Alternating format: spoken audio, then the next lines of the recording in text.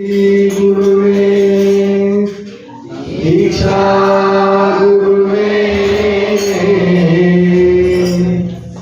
ಶಿಕ್ಷಾ ಗುರುವೇ ರಕ್ಷಾ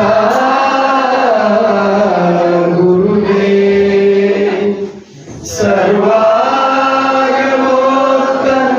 ಕಳಾ ಗುರುವೇ ಶಿವಯೋಗ ಧರ್ಮಾರ್ಥ ಭೋಗ ಗುರುವೇ ತ್ಯಾಗ ಗುರುವೇ ಶುದ್ಧಿ ಗುರುವೇ ಆಚಾರ ಗುರುವೇ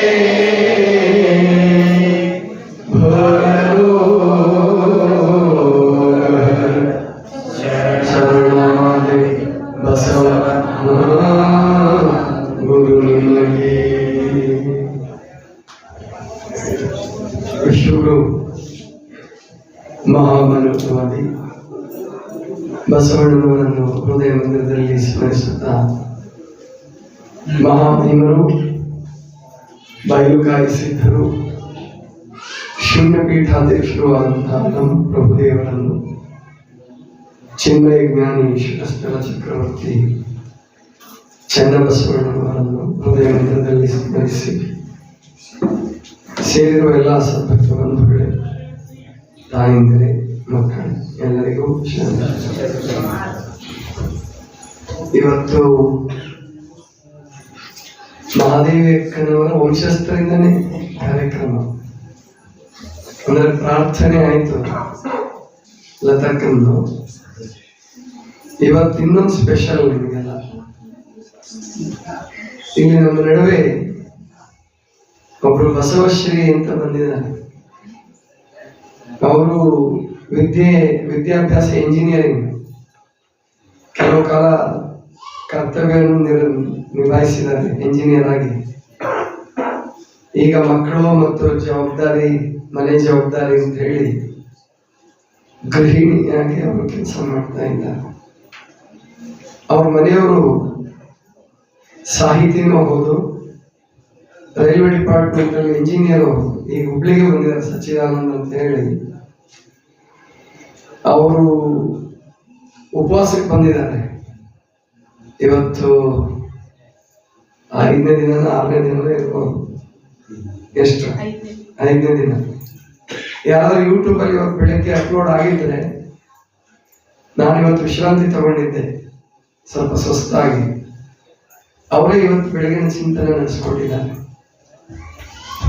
ಜೊತೆಗೆ ಮಹಾದೇವಿ ಅಕ್ಕ ಇವತ್ತು ಅನುಭವ ಮಂಟಪದಲ್ಲಿ ತನ್ನ ವಿಶೇಷವಾದಂತಹ ಇಚ್ಛೆಯನ್ನ, ಕದಳಿಯ ಕಾಮನೆಯನ್ನ ವ್ಯಕ್ತಪಡಿಸ್ತಕ್ಕಂತಹ ಸಂದರ್ಭದಲ್ಲಿ ಬಸವಶ್ರೀಯವರು ಒಂದು ವಚನವನ್ನು ಹಾಡ್ತಾರೆ. ಜೊತೆಗೆ ಅವರ ಅನುಭವ ಪ್ರವಚನದ್ದು, ಅಂದ್ರೆ ಇದೇ ಮೊದಲು ಅವ್ರ ಪ್ರವಚನ ಕೇಳಿದ್ರು, ಹಿಂದೆ ಬಂದಿದ್ರು, ಆದ್ರೆ ಅದು ಪ್ರವಚನ ಸಮಯ ಅಲ್ಲ, ಬೇಸಿಗೆ ಕಾಲದಲ್ಲಿ ಬಂದಿದ್ರು. ಅವ್ರ ಮಗನ್ನ ಕರ್ಕೊಂಡು, ಅವ್ರ ಮಗಳ ಹೆಸರು ಚಿತ್ಕಳೆ ಅಂತ ಹೇಳಿ. ಅದೇ ತಮಾಷೆ ಮಾಡ್ತಿದ್ದೆ, ಇಡೀ ಕರ್ನಾಟಕಕ್ಕೆ ನೀವು ಒಬ್ಬಳೇ ಇರ್ಬೇಕು ಚಿತ್ಕಳೆ ಅಂದ್ರೆ ಇಷ್ಟಲಿಂಗದ ಕಳೆಗೆ ಚಿತ್ಕಳೆ ಅಂತ ಕರೀತಾರೆ ನಮ್ಮ ಶರಣ. ಅದನ್ನ ಮಗಳಿಗೆ ಇಟ್ಟಿದ್ದಾರೆ. ಯಾಕಂದ್ರೆ ಅವ್ರ ಮನೆಯವರು ಶರಣ ಸಾಹಿತಿ, ಇವರು ಶರಣ ಸಾಹಿತ್ಯದಲ್ಲಿ ತುಂಬಾ ನಿಷ್ಣಾತರು. ಜೊತೆಗೆ ಸಹಜವಾಗಿ ಮಾತಾಡ್ತಾರೆ. ಇವತ್ತು ಅದೇ ಚಿಂತನೆ ಕೇಳೋರೆಲ್ಲರೂ ಬಹಳ ಸಂತೋಷ ವ್ಯಕ್ತಪಡಿಸ್ತಾ ಇದ್ರು. ಅದಕ್ಕೆ ಅವರು ಒಂದು ವಚನವನ್ನು ಹಾಡಿ ತಮ್ಮ ಮಾತುಗಳನ್ನು ಹಂಚಿಕೊಳ್ತಾರೆ ನಿಮ್ಮ ಹತ್ರ. ಆ ನಂತರ ಪ್ರವಚನ ಮುಂದುವರಿಯುತ್ತೆ.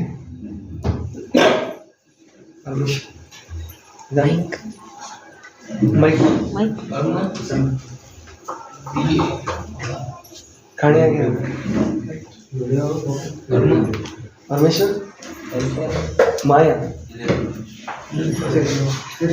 ಇದನ್ನ ಬರಪ್ಪ, ಅಲ್ಲ ಇದನ್ನ ಹೆಸರು ಬರ್ಸಾಕಂತ. ಹೌದಾ, ಯಾರು ಮಾಯ ಆದ್ರೂ ನೀನ್ ಮಾಯ. ಯಾವಾಗ ತಗೊಳಕ್ ಹೇಳಕ್ ಬರಲ್ಲ. ಹೆಸರು ಬರ್ಸಿಲ್ಲ.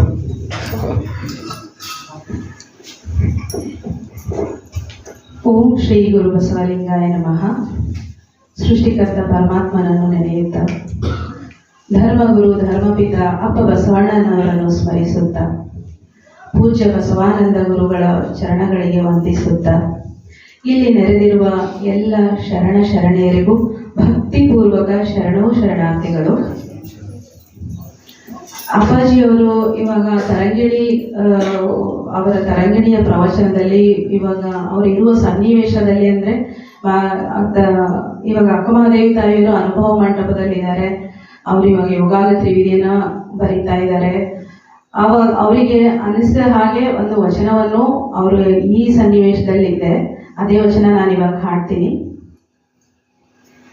ತನು ಶುದ್ಧವಾಯಿತು ಶಿವ ಭಕ್ತರೊಕ್ಕುದ ಕೊಂಡಿನ್ನ, ತನು ಶುದ್ಧವಾಯಿತು ಶಿವ ಭಕ್ತರೊಕ್ಕುದ ಕೊಂಡಿನ್ನ, ಮನ ಶುದ್ಧವಾಯಿತು ಅಸಂಖ್ಯಾತರ ನೆನೆದೆನ್ನ, ಮನ ಶುದ್ಧವಾಯಿತು ಅಸಂಖ್ಯಾತರ ನೆನೆದೆನ್ನ, ಕಂಗಳು ಶುದ್ಧವಾದವು ಸಕಲ ಪುರಾತರ ನೋಡಿಯನ್ನ, ಕಂಗಳು ಶುದ್ಧವಾದವು ಸಕಲ ಪುರಾತರ ನೋಡಿಯನ್ನ, ಶ್ರೋತ್ರ ಶುದ್ಧವಾದವು ಅವರ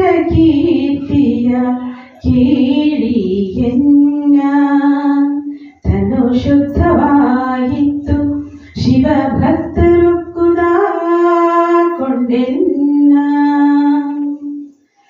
ಭಾವನೆಯೇ ಎನಗಿದು ಜೀವನವು ಕೇಳಾಲಿಂಗ ತಂದೆ, ಭಾವನೆಯೇ ಎನಗಿದು ಜೀವನವು ಕೇಳಾಲಿಂಗ ತಂದೆ, ನೆಟ್ಟನೆ ನಿಮ್ಮ ಮನ ಮುಟ್ಟಿ ಪೂಜಿಸಿ, ನೆಟ್ಟನೆ ನಿಮ್ಮ ಮನ ಮುಟ್ಟಿ ಪೂಜಿಸಿ, ಭವಗೆಟ್ಟಿ ನಾನು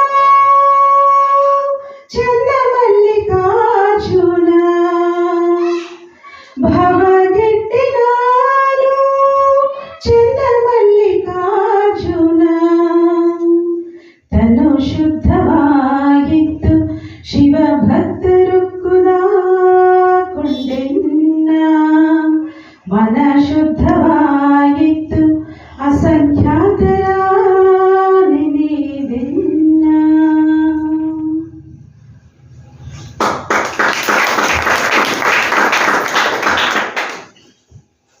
ಸ್ವಾಮೀಜಿಯವರು ನನ್ನ ಬಗ್ಗೆ ಸ್ವಲ್ಪ ಪರಿಚಯ ಮಾಡಿಕೊಟ್ರು. ನಾವು ಈ ತರಂಗಿಣಿ ಪುಸ್ತಕದ ಒಂದು ಇದು ಹೇಳಬೇಕು ಅಂತಂದರೆ ನಾನು ಒಂದು ಉದಾಹರಣೆ ಹೇಳ್ತೀನಿ ನಿಮಗೆ. ನಾವು ಮದುವೆಗಿಂತ ಮುಂಚೆ ನಾವೆಲ್ಲ ಬಸವ ಪಥದಲ್ಲಿ ಇರಲಿಲ್ಲ. ನಮ್ಮ ತವ್ರ ಮನೆಯಲ್ಲಿ ಎಲ್ಲ ಅಂದರೆ ನಾವೆಲ್ಲ ಅಂದರೆ ಮಠದವರು ಅಂತಂದರೆ ಎಲ್ಲ ನಮ್ಮ ಮನೆಯಲ್ಲಿ ಅಂದರೆ ಎಲ್ಲ ಬಹುದೇವೋಪಾಸಕರಿದ್ರು. ಎಲ್ಲ ದೇವತೆಗಳ ಫೋಟೋನು ನಮ್ಮ ಜಗಲಿ ಮೇಲಿದ್ವು. ನಮ್ಮಮ್ಮ ನನಗೆ ಚಿಕ್ಕವಳಿದ್ದಾಗಿಂದ ಹೇಳ್ತಿದ್ರು, ನೀನು ಪೂಜೆ ಮಾಡು ಅಂತ. ನಾನು ಮಾಡೋದಿಲ್ಲಮ್ಮ ಅಂತಿದ್ದೆ. ಯಾಕೆ ಅಂತಂದರೆ, ನೀನೆಲ್ಲ ತೆಗೆದು ಒಂದು ಫೋಟೋ ಇಡು, ಒಂದು ದೇವರನ್ನ ಪೂಜೆ ಮಾಡು, ಅಂದರೆ ನಾನು ಪೂಜೆ ಮಾಡ್ತೀನಿ ಅಂತ ಹೇಳ್ತಿದ್ದೆ. ಅದೇ ಇಚ್ಛೆಯಿಂದನೂ ಏನೋ ಧರ್ಮಗುರು ಬಸವಣ್ಣವರು ನಿನ್ನ ಜಾಗ ಇಲ್ಲಿದೆ ಬಾವ ಅಂತ ಹೇಳಿ ಕರ್ಕೊಂಡು ಬಂದು ನನಗೆ ಇಲ್ಲಿ ಬಿಟ್ಟರು ಅಂತ ನನಗೆ ಅನಿಸ್ತದೆ.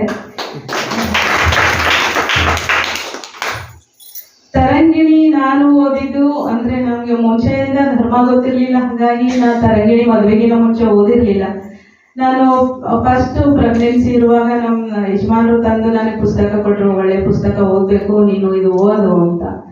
ನಾನು ಆ ಪುಸ್ತಕ ಒಂದಲ್ಲ ಎರಡಲ್ಲ ಮೂರಲ್ಲ 4 ಸರಿ ಓದಿದ್ದೀನಿ. ಅದು ಎಷ್ಟು ಸರಿ ಓದಿದ್ರು ತೃಪ್ತಿ ಆಗಲ್ಲ, ಅಷ್ಟು ಒಳ್ಳೆ ಪುಸ್ತಕ ಇದೆ. ಮಾತಾಜಿಯವರು ಅಷ್ಟು ಎಳೆಯಾಗಿ ಅದನ್ನು ಆ ಪುಸ್ತಕ ಬರೆದಿದ್ದಾರೆ.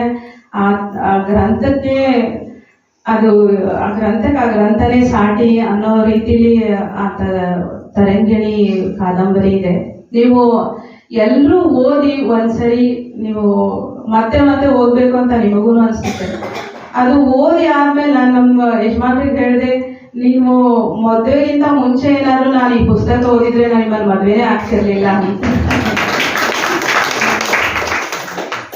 ಅಷ್ಟು ಅದ್ಭುತವಾದ ತರಂಗಿಣಿ ಕಾದಂಬರಿ, ಅಕ್ಕ ಮಹಾದೇವಿ ತಾಯಿಯವರ ಜೀವನ ಚರಿತ್ರೆ. ಅದು ಜೀವನ ಚರಿತ್ರೆ ಓದ್ತಾ ಇದ್ರೆ ಅನ್ಸುತ್ತೆ ಅಕ್ಕ ಮಹಾದೇವಿಯವರು ಇಷ್ಟು ಕಷ್ಟಪಟ್ಟು ಮುಂದೆ ಬಂದಿದ್ದಾರೆ, ಅವರ ಕಷ್ಟದ ಮುಂದೆ ನಮ್ಮ ಕಷ್ಟ ಏನೂ ಅಲ್ಲ ಅಂತ ಅನಿಸ್ತದೆ ನೀವು ಓದ್ತಾ ಹೋದ್ರೆ. ನಾವೇ ಅಂದ್ರೆ ನಾವೇ ಇನ್ನು ಸುಖಿಗಳು ಅಂತ ನಾವು ಭಾವನೆ ಬರುತ್ತೆ.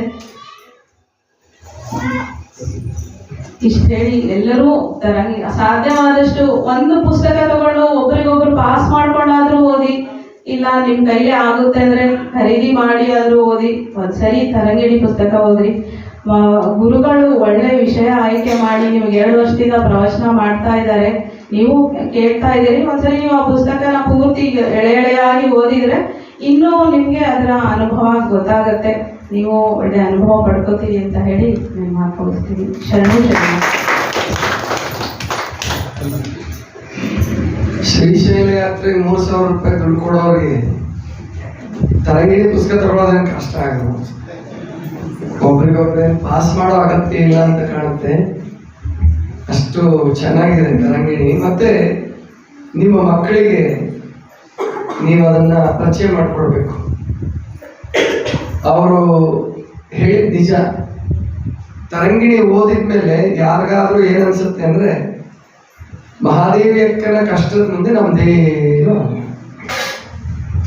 ಅಂತ ಶ್ರೀಮಂತ ಮನೆತನದಲ್ಲಿ ಹುಟ್ಟಿ ಮತ್ತು ಮೊದಲು ಭಕ್ತಿ ಪರಂಪರೆಯಲ್ಲೇ ಬಂದು ರಾಜನನ್ನ ಧಿಕ್ಕರಿಸಿ ನಿಂತು ತಾನು ವೈರಾಗ್ಯದ ಆವೇಶದಲ್ಲಿ ದಿಗಂಬರಿಯಾಗಿ ಹೊರಟಾಗ ಕಲ್ಲು ಮಣ್ಣು ತೂರಿಸ್ಕೊಂಡು ಕೆಟ್ಟ ದೃಷ್ಟಿಯಿಂದ ನೋಡಿ ಚಿಂದಿ ಬಟ್ಟೆ ಉಟ್ಕೊಂಡು ಭಿಕ್ಷಾನವನ್ನು ಉಂಡು ಪಾಳು ಗುಡಿಗಳಲ್ಲಿ ಮಲಗಿಕೊಂಡು, ಅಂದ್ರೆ ನನಗನ್ಸುತ್ತೆ 1,000 ವರ್ಷದ ಮುಂದೆ ಏನ್ ಸಾಧಕರು ಕಷ್ಟಪಡ್ಬೇಕಾಗಿತ್ತು ಆ ಕಷ್ಟ ಅವರೇ ಪಟ್ಬಿಟ್ಟಿದ್ದಾರೆ ಅಂತ ಮುಗಿಸ್ಬಿಟ್ಟಿದ್ದಾರೆ ಮಹಾದೇವಿಕ. ನಮಗೇನು ಕಷ್ಟ ಇಲ್ಲ, ನಾವು ತರಂಗಿಣಿ ಹೇಳಿದ್ರೆ ಸಾಕು, ನೀವೆಲ್ಲ ಸೇರ್ತೀರಿ, ಇಷ್ಟೆಲ್ಲ ಒಳ್ಳೆ ಕಾರ್ಯಕ್ರಮ ನಡೆಯುತ್ತೆ, ದಾಸೋಹ ನಡೆಯುತ್ತೆ, ಮತ್ತೆ ಪೂಜೆ ಕರೀತೀರಿ, ಪ್ರೀತಿಯಿಂದ ನೋಡ್ಕೊಳ್ತೀರಿ. ಇದೆಲ್ಲ ಮಹಾದೇವಿಕನ ಕೃಪೆ, ಮಹಾದೇವಿಕನ ಆಶೀರ್ವಾದ. ಆದ್ರಿಂದ ನಮ್ಮ ಕಷ್ಟನೂ ಅವರೇ ಪಟ್ಬಿಟ್ಟಿದ್ದಾರೆ.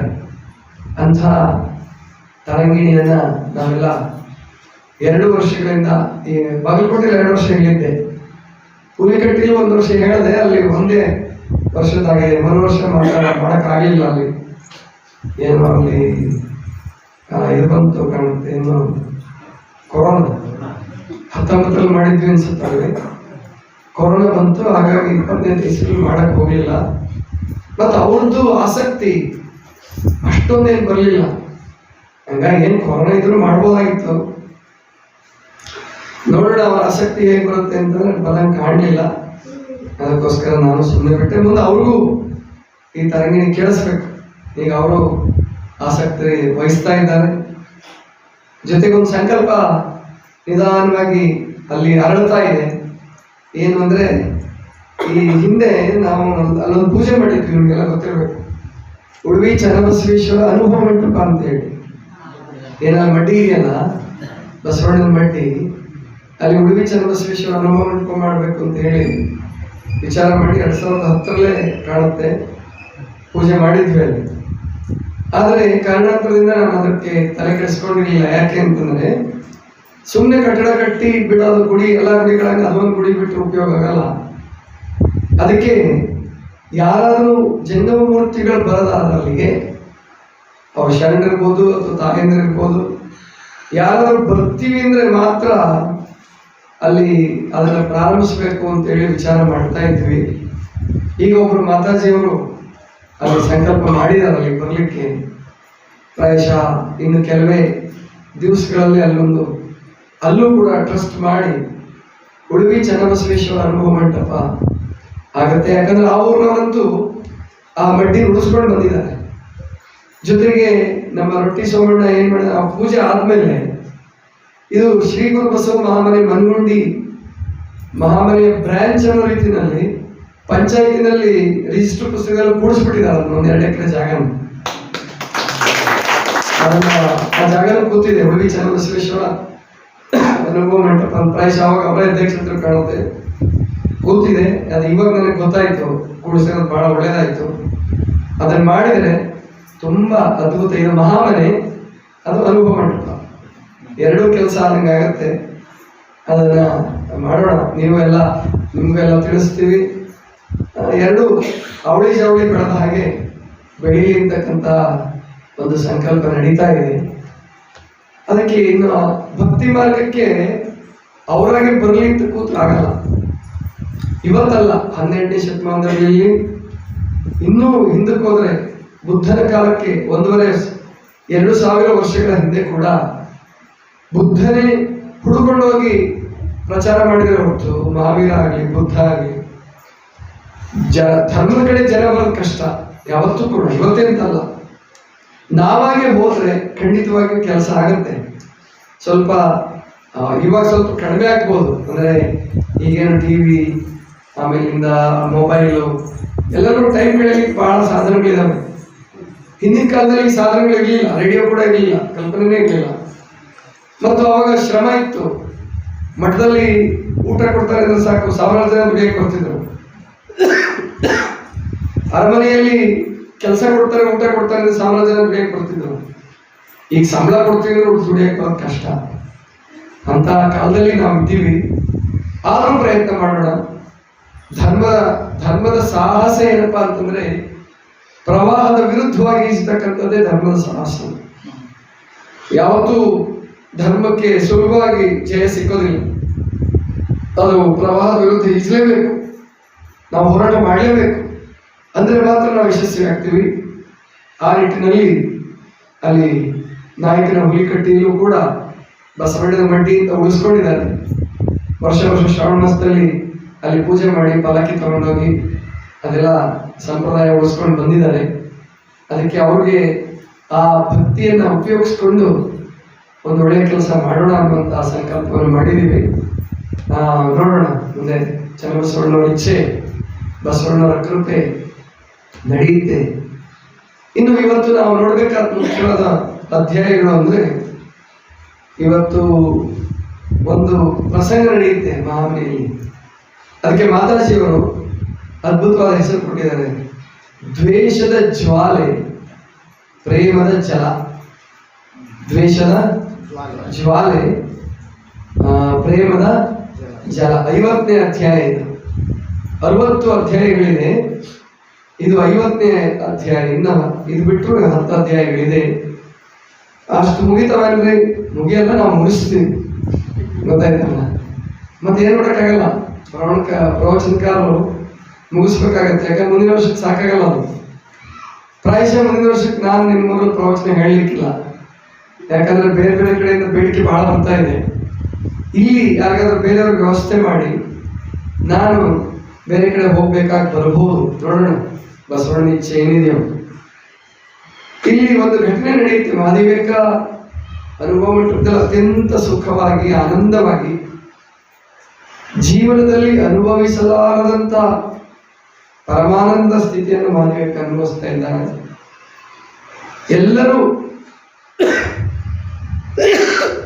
ಅತ್ಯಂತ ಗೌರವದಿಂದ ಮಹಾದೇವಿಕನನ್ನ ಕಾಣ್ತಾ ಇದ್ದಾರೆ. ಬಸವಣ್ಣನವರ ಧರ್ಮ ಕಾರ್ಯಗಳು, ಸಮಾಜಮುಖಿ ಕಾರ್ಯಗಳು ಮತ್ತು ರಾಜಕಾರಣದ ಅತ್ಯದ್ಭುತವಾದ ಕಾರ್ಯಗಳು. ಇದು ಬಸವಣ್ಣನವರ ವಿಶೇಷ ಏನಪ್ಪಾ ಅಂದ್ರೆ, ನಿಮಗೆಲ್ಲ ಬಹಳ ವಿಚಿತ್ರ ಅನಿಸ್ಬೋದು. ನಮ್ಮ ಮಂಜು ಮಾಸ್ತರ್ಗೆ ಅವರಿಗೆಲ್ಲ ಸಿಟ್ಟು ಇತ್ತು. ಅವಾಗ ನಾನು ರಾಜಕೀಯಕ್ಕೆ ಮನಸ್ಸು ಮಾಡಿದ್ದೆ. ಆವಾಗ ನಮ್ಮ ಅಪ್ಪ ಯಾಕೆ ಹೋಗ್ತಾರೆ ಇವರು ಬಸವ ತತ್ವದಲ್ಲಿ ಹೇಳೋದು ಬಿಟ್ಟು ಬಿಜೆಪಿ ಕಾಂಗ್ರೆಸ್ ಅಂತ ಹೋಗಬಾರ್ದಂತ ಎಲ್ಲರೂ ಬಯಸ್ತಾ ಇದ್ರು. ಅದು ಬಸವಣ್ಣನೇ ತಪ್ಪಿಸಿದ್ರು, ಬಹಳ ಒಳ್ಳೇದಾಯ್ತು. ಆದರೆ ಒಂದು ವಿಷಯ ಯೋಚನೆ ಮಾಡಿದ್ದೀನಲ್ಲ, ಇನ್ನು ಹೋಗಲ್ಲ ಬಿಡಿ, ನಾವು ಹೊರಗೆ ಕರೆದ್ರೂ ಹೋಗಲ್ಲ ನಾನು, ಗೊತ್ತಾಯ್ತಲ್ಲ. ಇನ್ಯಾರೋ ಆ ಭಯ ಇಟ್ಕೊಳ್ಳೋದು ಬೇಡ. ಆದರೆ ಬಸವಣ್ಣನೂ ಕೂಡ ರಾಜಕೀಯ ಬಿಟ್ಟಿದ್ರೆ, ಅವರು ಕೂಡ ಪ್ರಭುದೇವರಂಗೆ ಸಿದ್ದರಾಮೇಶ್ವರಂಗೆ, ಅಕ್ಕಮಹಾದೇವಿಯವರಂಗೆ ಬ್ರಹ್ಮಚಾರಿ ಆಗಿದ್ಬಿಟ್ಟು ಸಾಧನೆ ಮಾಡಿ ಸಿದ್ಧಿ ಪಡ್ಕೊಂಡು ತಾವೇ ಚಿದಾನಂದ ರೂಪ ಶಿವೋಹಂ ಶಿವೋಹಂ ಅಂತ ಹೊರಟೋಗ್ಬಿಟ್ಟಿದ್ರೆ ಇಷ್ಟೆಲ್ಲ ಕೆಲಸ ಆಗ್ತಿತ್ತ? ಅನುಭವ ಮಂಟಪ ಕಟ್ಟಕ್ಕೆ ಆಗ್ತಿತ್ತ? ಹರಿಹರ ಬಸವಣ್ಣವ್ರ ಬಗ್ಗೆ ಒಂದು ಮಾತು ಹೇಳ್ತಾನೆ. ಎಲೆ ಬಸವ ಬಸವಣ್ಣ ಬಸವಿದೇವ ಪಾಷಂಡಿ ಭೂಮಿಯಳು ಶಿವಭಕ್ತಿಯನ್ನು ಆರಂಭಿಸಿ ಸಾಮರ್ಥ್ಯಗಳನ್ನು ಬಿತ್ತಿ ಪ್ರತ್ಯಕ್ಷಗಳನ್ನು ಬೆಳೆದು ಗಣಪರ್ವಗಳನ್ನು ಸುಫಲಂ ಮಾಡಲೆಂದು ಬಂದ ಕಾರಣಿಕ ಪುರುಷ ನಿನ್ನ ದೆಸೆಯಿಂದ ಎಂಬ ಭಕ್ತಿಗೆ ಬಣ್ಣವೇರಿತ್ತು. ಇವತ್ತು ಹಲವ ಪ್ರಭುಗಳು ಯಾಕೆ ಉಳ್ಕೊಂಡು ಬಂದ್ರು ಬಸವಣ್ಣನ ಅಂದ್ರೆ, ಮತ್ತು ಬಸವಣ್ಣವರ ವ್ಯಕ್ತಿತ್ವವನ್ನು ಯಾಕೆ ಮೆಚ್ಕೊಂಡ್ರು ಅಂದ್ರೆ, ಹಿಮಾಲಯದಲ್ಲಿ ಇದ್ಕೊಂಡು ಏನೂ ಇಲ್ಲದೆ ಎಲ್ಲದರಿಂದ ದೂರ ಇದ್ಕೊಂಡು ಶುದ್ಧವಾಗಿರೋದು ದೊಡ್ಡದಲ್ಲ, ಅದೇ ಬಹಳ ದೊಡ್ಡದಲ್ಲ, ಅದು ದೊಡ್ಡದೇ, ಸಾಮಾನ್ಯ ಅಲ್ಲ. ಮಹಾದೇವಿಕ ಸಾಧಿಸಿದ್ದು, ಅಲ್ಲಮ ಪ್ರಭುಗಳು ಸಾಧಿಸಿದ್ದು, ಸಿದ್ದರಾಮೇಶ್ವರರು ಸಾಧಿಸಿದ್ದು ಅದೇ ಸಾಮಾನ್ಯ ಅಲ್ಲ. ಆದರೆ ಅದೆಲ್ಲದಕ್ಕಿಂತ ದೊಡ್ಡದೇನೆಂದ್ರೆ ಬಸವಣ್ಣನವರು ಎಲ್ಲರ ನಡುವೆ ಇದ್ಕೊಂಡು ಗೃಹಸ್ಥರಾಗಿ, ಒಂದ್ ಕಡೆ ಪ್ರಧಾನಮಂತ್ರಿ, ಒಂದ್ ಕಡೆ ಗೃಹಸ್ಥ, ಇನ್ನೊಂದ್ ಕಡೆ ಭಕ್ತಿ ಭಂಡಾರಿ, ಅವತಾರಿ, ಎಲ್ಲ ಜವಾಬ್ದಾರಿಗಳನ್ನು ಅವರು ನಿಭಾಯಿಸಿದ್ರಲ್ಲ, ಅದು ಬಹಳ ದೊಡ್ಡದು. ಅದಕ್ಕೆ ನೀನು ಬ್ರಹ್ಮಚಾರಿಯಾಗಿರೋದು ಬಹಳ ದೊಡ್ಡದಪ್ಪ ಅಂತ ಪ್ರಭುದೇವರು. ನೀನು ಬ್ರಹ್ಮಚಾರಿಯಾಗಿರೋದು ಬಹಳ ದೊಡ್ಡದು ಅಂದ್ರೆ, ಜಗತ್ತಿನಲ್ಲಿ ಬಾಲ ಬ್ರಹ್ಮಚಾರಿ ಬಸವಣ್ಣನೊಬ್ಬನೇ ಅನ್ಬಿಡ್ತಾರೆ. ಸತಿಯ ಕಂಡು ವೃತ್ತಿಯಾದ ಬಸವಣ್ಣ, ವೃತ್ತಿಯಾಗಿ ಬ್ರಹ್ಮಚಾರಿಯಾದ ಬಸವಣ್ಣ, ಬ್ರಹ್ಮಚಾರಿಯಾಗಿ ಭವಗೆಟ್ಟನೆಯ ಬಸವಣ್ಣ, ಗುಹೇಶ್ವರ ಲಿಂಗದಲ್ಲಿ ಬಾಲ ಬ್ರಹ್ಮಚಾರಿ ಬಸವಣ್ಣನೊಬ್ಬನೇ. ಇಂತಹ ಬಸವಣ್ಣನವರ ಚರಿತ್ರೆಗೆ ಹರಿಹರ ಏನೇನೋ ಸೇರಿಸಿ ಬರೆದ್ಬಿಟ್ಟು ಅದಕ್ಕೆ ಸಿಟ್ಟು ಬರೋದು. ಹರಿಹರ ಚೆನ್ನಾಗಿದೆ ಸಾಹಿತ್ಯ ಕೆಲವೊಂದು, ಆದರೆ ಶಿವನ್ ಹೋಲ್ಸಕ್ಕೆ ಹೋಗ್ಬಿಟ್ಟು ಬಸವಣ್ಣನ ಏನೇನೋ ಮಾಡಾಕ್ಬಿಟ್ಟಿದ್ದಾನೆ. ಅದೆಲ್ಲ ಈಗ ನಾನು ಬರಿತಾ ಇರ್ತಕ್ಕಂಥ ಪುಸ್ತಕದಲ್ಲಿ ವಚನಾಧಾರಿತವಾಗಿ ಬಸವಣ್ಣವರ ಚರಿತ್ರೆಯನ್ನ ಸಾಧ್ಯವಾದಷ್ಟು ಮಟ್ಟಿಗೆ, ಪೂರ್ಣ ಕಟ್ಕೊಡಕ್ಕಾಗಲ್ಲ, ಎಷ್ಟು ಸಾಧ್ಯವಾಗುತ್ತೋ ಅಷ್ಟು ಒಂದು ಹೊಸ ಪರಿಕಲ್ಪನೆಯನ್ನ, ಒಂದು ಹೊಸ ವ್ಯಕ್ತಿತ್ವವನ್ನ ಕಟ್ಕೊಳ್ಳೋದಕ್ಕೆ ಪ್ರಯತ್ನ ಮಾಡ್ತಾ ಇದ್ದೀನಿ. ಇಲ್ಲಿ ಇಂತಹ ಬಸವಣ್ಣನವರ ಕಾರ್ಯವನ್ನು ಕಂಡು ಮಹಾದೇವಿಯವರಿಗೆ ತುಂಬ ಸಂತೋಷ. ಎಂಥ ಅದ್ಭುತ ವ್ಯಕ್ತಿತ್ವ! ಈ ಅಂದ್ರೆ ಬಸವಣ್ಣ ಇಷ್ಟೆಲ್ಲ ಕೆಲಸ ಮಾಡ್ತಿರ್ಬೇಕಾದ್ರೆ ಇದು ಸಾಮಾನ್ಯ ಮಾನವ ಶಕ್ತಿ ಅಲ್ಲ, ಸಾವಯವಗೊಂಡ ಚನ್ನಮಲ್ಲಿಕಾರ್ಜುನನೇ ಬಸವಣ್ಣ ಅಂತ ಹೇಳ್ತಾರೆ. ಒಂದು ಬಸವನ ನೆನೆ ಮನವೇ ಸಂಗನ ಬಸವನ ನೆನೆ ಮನವೇ, ಆ ಹಾಡು ನಿಮಗೆ ಗೊತ್ತಿಲ್ಲ ಬಹಳ ಜನರಿಗೆ. ಅದರಲ್ಲಿ ಎಣ್ಣೆಯ ಹೃದಯದ ಎಣ್ಣೆಯ ಹೃತ್ಕಮಲದಲ್ಲಿ ಬೆಳಗುವ ಚನ್ನಮಲ್ಲಿಕಾರ್ಜುನ ಬಸವನಾಗಿಹ ಅಂತ ಹೇಳ್ತಾರೆ. ಮೊದಲು ಶ್ರೀಶೈಲ ಚನ್ನಮಲ್ಲಿಕಾರ್ಜುನ ಹಾಗೆ ಹೀಗೆ ಅಂತ ಎಲ್ಲ ಹೇಳಿದ್ರು. ಮುಂದೆ ಬಸವಣ್ಣನವ್ರ ಕಾರ್ಯ ನೋಡಿ, ಅನುಭವ ಮಂಟಪದಲ್ಲಿ ಎಣ್ಣೆಯ ಹೃತ್ಕಮಲದಲ್ಲಿ ಬೆಳಗುವ ಚನ್ನಮಲ್ಲಿಕಾರ್ಜುನ ಬಸವನಾಗಿಹ ಅಂದ್ರೆ ಚನ್ನಮಲ್ಲಿಕಾರ್ಜುನ ಬೇರೆ ಅಲ್ಲ, ಬಸವಣ್ಣ ಬೇರೆ ಅಲ್ಲ ಅನ್ನೋರು ಬರೀ ಮಹಾದೇವಿಕನವ್ರ ಒಬ್ಬರ ಅಭಿಪ್ರಾಯ ಅಲ್ಲ. ಅಲ್ಲಮ ಪ್ರಭುಗಳಿಂದ ಹಿಡ್ಕೊಂಡು ಹಳ್ಳಿನವರವರೆಗೆ ಎಲ್ಲರೂ ಅದೇ ಅಭಿಪ್ರಾಯ ತಾಳಿದ್ರು. ಬಸವಣ್ಣ ಅಂದ್ರೆ ಸಾಕಾರಗೊಂಡ ಕಲಿದೇವರ ದೇವ, ಸಾಕಾರಗೊಂಡ ಮಹಾಲಿಂಗದ ಸ್ವರೂಪ ಅಂತಾನೆ ಎಲ್ಲರೂ ಭಾವಿಸಿದ್ರು. ಮಹಾದೇವಿಕರಿಗೂ ಕೂಡ ಆ ಅನುಭವ ಆಗತ್ತೆ. ಹೀಗೆ ಇರಬೇಕಾದ್ರೆ ಒಂದು ದಿವಸ ಅನುಭವ ಮಂಟಪದಲ್ಲಿ ಸಂಜೆ ಗೋಷ್ಠಿಯಲ್ಲಿ ಎಲ್ಲರೂ ಕೂತಿದ್ದಾರೆ. ಬಸವಣ್ಣನವ್ರ ಕೆಲಸ ಮುಗಿಸ್ಕೊಂಡು ಬಂದಿದ್ದಾರೆ. ಕಾಯಕ ಅಲ್ಲಿ ಪ್ರಧಾನಮಂತ್ರಿ ಜವಾಬ್ದಾರಿ ಮುಗಿಸಿ ಇಲ್ಲಿ ಬಂದು ಅನುಭವ ಮಂಟಪದಲ್ಲಿ ಕೂತಿದ್ದಾರೆ. ಕೆಲವರು ಓಡಿ ಬಂದು ನಮಸ್ಕಾರ ಮಾಡಿ ದುಃಖ ಮಾಡ್ಕೊಂತ ನಿಂತರು. ಯಾರವರು ಅಂದ್ರೆ ಗೋವಳಿಗರು, ಅಂದ್ರೆ ಗೋಪಾಲಕರು, ದನ ಕಾಯ್ತಕ್ಕಂಥ ಆಳುಗಳು. ಅಲ್ಲಿ ಏನು ಮಾವನೆ ಗೋವುಗಳಿದ್ದು ಅವ್ರನ್ನ ಸಂರಕ್ಷಣೆ ಮಾಡ್ತಕ್ಕಂಥ ಅವ್ರು ಬಂದು ಬಸವಣ್ಣವ್ರಿಗೆ ನಮಸ್ಕಾರ ಮಾಡಿ ದುಃಖಿಸ್ತಾ ನಿಂತರು. ಯಾಕಪ್ಪ ಏನಾಯ್ತು? ಆವಾಗ ಅವ್ರು ಹೇಳ್ತಾರೆ, ಐನವ್ರೆ ಹಿಂಗೆ ನಮ್ಮ ದನಗಳನ್ನೆಲ್ಲ ಕಳ್ಳರು ಕೊಂಡು ಹೋಗ್ಬಿಟ್ರು, ನಮ್ಮನ್ನೆಲ್ಲ ಹೊಡೆದು ಕಳ್ಳರು ತಗೊಂಡೋಗ್ಬಿಟ್ಟಿದ್ದಾರೆ. ಆದ್ರಿಂದ ಸೈನ್ಯ ಕೊಡಿ, ನಮಗೆ ಒಂದಷ್ಟು ಜನ ಭಟ್ರನ್ನ ಕಳಿಸ್ಕೊಡ್ರಿ. ನಾವು ಯಾರು ಅಂತ ನಮಗೆ ಗೊತ್ತಿದೆ, ಯಾವ್ರವ್ರು ಅಂತ ಗೊತ್ತಿದೆ. ಅವ್ರನ್ನ ನಾವು ಬಡ್ದು ಅವ್ರಿಗೆ ಸರಿಯಾಗಿ ಶಿಕ್ಷೆ ಮಾಡಿ ನಾವು ಬಿಡಿಸ್ಕೊಂಡ್ಬರ್ತೀವಿ. ನಮ್ದೇನು ತಪ್ಪಿಲ್ಲ ಒಡೆಯ ಇದರಲ್ಲಿ ನಮಗೆ ಬಹಳ ಬಡದಿದ್ದಾರೆ ಅಂತ ಎಲ್ಲ ಹೇಳ್ತಾರೆ.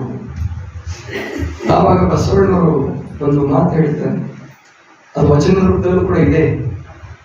ಆಗಳ ಕಳ್ಳರು ಕೊಂಡೊಯ್ದರೆನ್ನದೆಂಬೋ, ಆಕಳ ಕಳ್ಳರು ಕೊಂಡೊಯ್ದರೆನ್ನದೆಂಬೋ, ಬೊಬ್ಬಿಡದೆಂಬೋ, ಆರಿಡದೆಂಬೋ, ಅಲ್ಲಿ ಉಂಬಲೆ ಸಂಘ ಇಲ್ಲಿ ಉಂಬಲೆ ಸಂಘ, ಕೂಡಲ ಸಂಗಮ ದೇವ ಏಕೋಭಾವ. ಒಂದು ಘಟನೆ ಈ ಸಂದರ್ಭದಲ್ಲಿ ನಿಮಗೂ ಗೊತ್ತಿರಲಿ. ಅದ್ವೈತ ಅಂದ ಕೂಡಲೇ ನಿಮ್ಗೆ ಯಾರು ನೆನಪಾಗ್ತಾರೆ ಹೇಳಿ ನೋಡೋಣ? ಅದ್ವೈತ ಹೆಸರು ಕೇಳಿದ ಕೂಡಲೇ ನಿಮ್ಗೆ ಒಬ್ಬರು ನೆನಪಾಗ್ತಾರೆ. ಯಾರು? ಶಂಕರಾಚಾರ್ಯರು ನೆನಪಾಗ್ತಾರೆ, ಹೌದಿಲ್ಲ? ಅದ್ವೈತ ಅಂದ ಕೂಡಲೇ ಎಲ್ಲರೂ ಏಕ ಬ್ರಹ್ಮ ಸತ್ಯ, ಜಗನ್ಮಿತ್ಯ, ಜೀವೋ ನಾ ಪರಮ, ಜೀವೋ ನಾ ಪರಮ ಬ್ರಹ್ಮ, ಜೀವನೇ ಬ್ರಹ್ಮ, ಜಗತ್ತು ಸುಳ್ಳು, ಬ್ರಹ್ಮ ಒಂದೇ ಸತ್ಯ ಅಂತ ಹೇಳಿದ್ರು ಅದ್ವೈತ ಪ್ರತಿಪಾದಕ ಆಚಾರ್ಯರು ಅಂತ ಪ್ರಸಿದ್ಧಿ ಇದ್ದಾರೆ. ಆದರೆ ಅವ್ರ ಜೀವನದಲ್ಲಿ ಒಂದು ಘಟನೆ ನಡೆಯುತ್ತೆ. ಹೀಗೆ ಒಂದು ದಿವಸ ಗಂಗಾ ನದಿಯಲ್ಲಿ ಸ್ನಾನ ಮಾಡಿ ಬರ್ತಿರ್ತಾರೆ. ಒಬ್ಬ ಚಾಂಡಾಲ ಅವ್ರ ಎದುರುಗಡೆ ಬರ್ತಾನೆ, ನಾಯಿಗಳನ್ನು ಇಟ್ಕೊಂಡು ಬರ್ತಾನೆ. ಇವರು ದಾರಿಯಲ್ಲೇ ಬರ್ತಾನೆ, ಅವನು ಇವರೇನು ಹೋಗ್ತಿರ್ತಾರಲ್ಲ ಅಡ್ಡ ಬರ್ತಾನೆ, ಉದ್ದೇಶಪೂರ್ವಕವಾಗಿ ಬರ್ತಾನೆ. ಯಾಕಂದ್ರೆ ಇವ್ರದ್ದು ಅದ್ವೈತ ಪ್ರಸಿದ್ಧಿಯಾಗಿರುತ್ತೆ, ಎಲ್ಲವೂ ಬ್ರಹ್ಮ ಅಂತ ಬಹಳ ಪ್ರಸಿದ್ಧವಾಗಿರುತ್ತೆ. ಆವಾಗ ಅವರು ಏ ಚಾಂಡಾಲ ಸರಿ ಅಂದ್ಬಿಡ್ತಾರೆ, ಏ ಚಾಂಡಾಲ ಸರಿ. ಆವಾಗ ಅವನು ಕೇಳ್ತಾನೆ, ಯಾರಪ್ಪ ಚಾಂಡಾಲ, ಎಲ್ಲಿಗೆ ಸರಿ ನಾನು, ಎಲ್ಲ ಸುಳ್ಳೆ ಐತಲ್ಲ ಅಂತ. ಆವಾಗ ಕಥೆ ಬರ್ತದೆ, ಅವ್ರಿಗೆ ಜ್ಞಾನೋದಯ ಆಯ್ತು. ಶಿವನೇ ಚಾಂಡಾಲ ವೇಷದಲ್ಲಿ ಬಂದ ಅಂತೇಳಿ ಅವ್ರ ಭಕ್ತರೆಲ್ಲ ಹೇಳ್ಬಿಟ್ರು. ಅಂದ್ರೆ ಎಲ್ಲ ಅದ್ವೈತ ತತ್ವ ಪ್ರತಿಪಾದನೆ ಮಾಡಿದ್ರು ಕೂಡ ಜಾತಿ ಭಾವ ಹೋಗಿರಲಿಲ್ಲ. ಇದು ಬಹಳ ಮುಖ್ಯವಾದ ಸಂಗತಿ. ಇಲ್ಲಿ ಬಸವಣ್ಣನವರು ಪ್ರಧಾನಮಂತ್ರಿ ಸ್ಥಾನದಲ್ಲಿ ಕೂತಿದ್ದಾರೆ ಮತ್ತು ಮಹಾಮನೆಯಲ್ಲಿ ಆಕಳುಗಳು ಬೇಕು, ಹಾಲು ಬೇಕು, ಅಡಿಗೆಗೆ ಹಾಲು ಬೇಕು, ಜಂಗಮರಿಗೆ ಹಾಲು ಬೇಕು, ಸಾವಿರಾರು ಆಕಳುಗಳು, ಒಂದು ಎರಡು ಅಲ್ಲ. ನಮ್ಮಲ್ಲೇ ಈ ಮನೆಗಳಲ್ಲೇ ನೋಡ್ತೀವಿ, ಸಾವಿರಾರು ಆಕಳುಗಳು ಸಾಕಿರ್ತಾರೆ. ಕೊಲ್ಹಾಪುರ ಕನೇರಿ ಮಠದಲ್ಲಿ ಇರ್ಬೋದು, ನಾವು ರಾಜಸ್ಥಾನಕ್ಕೆ ಹೋಗಿದ್ವಿ, ಅಲ್ಲಿ ಪಥಮೇಡ್ ಅಂತ ಒಂದಿದೆ, ಅಲ್ಲಿ ನಾವು 2012ರಲ್ಲಿ ಹೋಗಿದ್ವಿ. ಆ ರಾಜಸ್ಥಾನ ತನಕ ಕಾರ್ ತಗೊಂಡೇ ಹೋಗಿದ್ವಿ. ಅಲ್ಲಿ 1,70,000 ಆಕಳುಗಳಿದ್ವು. ಅಂದ್ರೆ ಒಂದೇ ಕಡೆ ಅಲ್ಲ, 23 ಸೆಂಟರ್ ಇದ್ವು. 23 ಮಠಗಳಲ್ಲಿ ಬೇರೆ ಬೇರೆ ಭಾಗದಲ್ಲಿ 1,70,000 ಆಕಳುಗಳಿದ್ವು, ಅಂದ್ರೆ ಎಲ್ಲ ಸೇರಿ. ಅಂಥವ್ರು ಇನ್ನು ಬಸವಣ್ಣವರು ಆ ಮಹಾಮನೆಯಲ್ಲಿ ಎಷ್ಟು ಆಕಳುಗಳಿರ್ಬೋದು. ಆವಾಗ ಅಂದ್ರೆ ಒಬ್ಬ ಇದು ಇಷ್ಟೇ ಆಕಳುಗಳಲ್ಲ ಮಹಾಮನೆಯಲ್ಲಿ ಇದ್ದಿತ್ತು, ಇನ್ನೂ ತಿಳ್ಕೊಬೇಡ ನಾವು. ಯಾಕಂದ್ರೆ ನಮ್ಮಲ್ಲಿ ಇನ್ನು ಮಹಾಮನೆ ಬಗ್ಗೆ ಮಾತಾಜಿಯವ್ರಿಗೂ ಕೂಡ ಅಷ್ಟು ಬೃಹತ್ತಾದ ಕಲ್ಪನೆ ಇದ್ದಂಗೆ ಕಾಣಿಸೋದಿಲ್ಲ. ಮಾತಾಜಿಯವರು ಇರ್ಬೋದು, ಆಮೇಲೆ ಕಲಬುರಗಿಯವರು ಇರ್ಬೋದು, ಮಹಾಮನೆಯ ಕಲ್ಪನೆ ಏನಿದೆಯಲ್ಲ ನಾವು ತಿಳ್ಕೊಂಡಂಗಲ್ಲ. ಒಂದೇ ಗುಂಪು ಇರಲಿಲ್ಲ, ಒಂದು ಗುಂಪಿನ ಆಕಳುಗಳನ್ನ ಮೇಯ್ದಾರ ಅವ್ರು ಬಂದು ಹೇಳ್ತಿದ್ದಾರೆ, ಮಹಾಮನೆ ಆಕಳುಗಳನ್ನೆಲ್ಲ ಒಯ್ಯಕ್ಕೆ ಸಾಧ್ಯವಿಲ್ಲ, ಅಲ್ಲಿ 4-6 ಗುಂಪುಗಳಿರ್ತವೆ. ಯಾಕಂದ್ರೆ ಅಷ್ಟು ಜನರಿಗೆ ದಾಸೋಹ ನಡಿಬೇಕಾದ್ರೆ ನಮ್ಮಂಗೆ ನಿಮ್ಮಂಗೆ ಒಂದು 10-20 ಆಕಳು ಇಟ್ಕೊಂಡಿರ್ಲಿಲ್ಲ ಬಸವಣ್ಣವ್ರು, ಬಹಳಷ್ಟಿದ್ದು.